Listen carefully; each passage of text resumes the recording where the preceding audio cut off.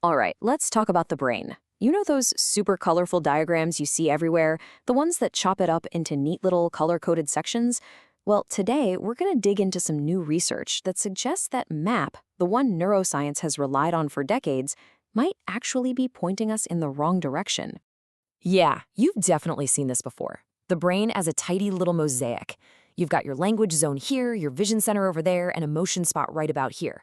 It's clean, it's simple, but what if it's too simple? What if that very simplicity has been the problem all along? So to really get why this is such a game changer, we gotta start with a classic view. For over a century, the main goal in neuroscience has been to create this perfect, predictable map of our most complex organ. Now, there's a scientific name for this map making. It's called parcellation.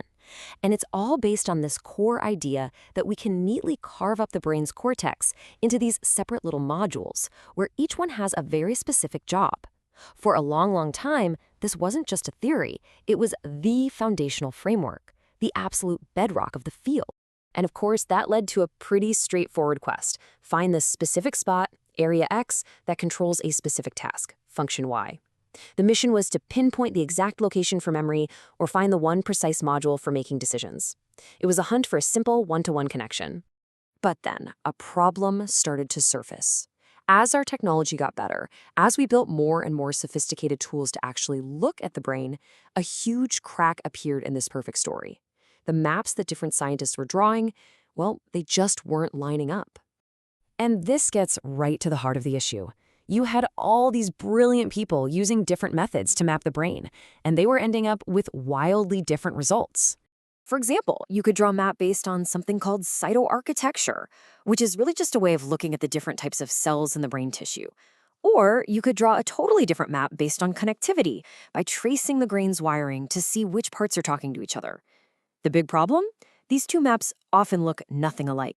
And we're not talking about small little differences here. The researchers put it pretty bluntly, saying these maps tend to disagree substantially. That's a huge red flag. It's a sign that this whole idea of fixed, separate brain areas might just be a massive oversimplification. So if the brain isn't just a bunch of isolated islands on a map, then what is it? Well, this is where things get really cool. This new research gives us a much more dynamic and, honestly, a much more pluralistic way to see it. First, we have to start thinking in terms of gradients. So instead of these sharp borders between brain areas, picture smooth, continuous changes.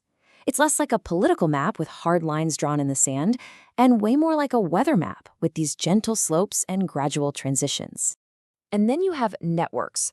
Think of these as superhighways crisscrossing the entire brain, connecting regions that are really far apart.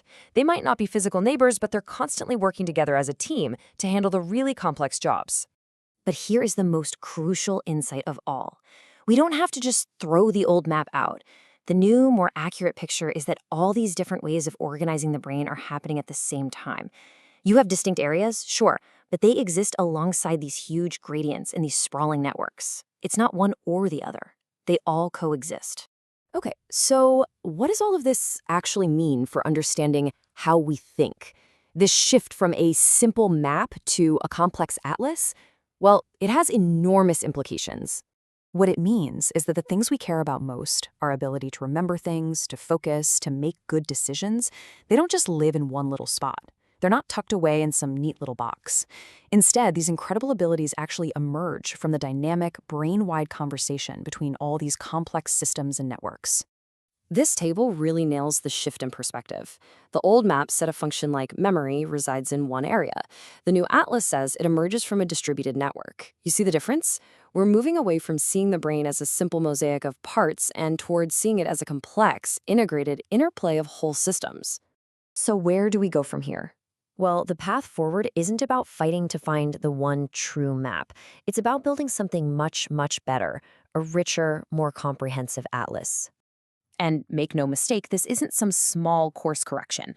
The authors are calling for a full-on paradigmatic shift. That's a term you use when you're talking about a fundamental change in the core assumptions of an entire scientific field. It's a call for neuroscience to move on from this simple math and embrace this new, more challenging complexity. This quote from the researchers just sums it all up perfectly. The goal isn't to replace the old map, but to build a richer, more dynamic atlas. It's about taking the old ideas about areas and integrating them with our new understanding of gradients and networks. It's about building a model that's way more powerful and way more true to life. And that leaves us with a really fascinating final thought, doesn't it? By moving beyond that simple map and embracing this complex, multi-layered atlas, what previously unsolvable mysteries of the mind are we finally equipped to tackle? The future of neuroscience just got a whole lot more exciting.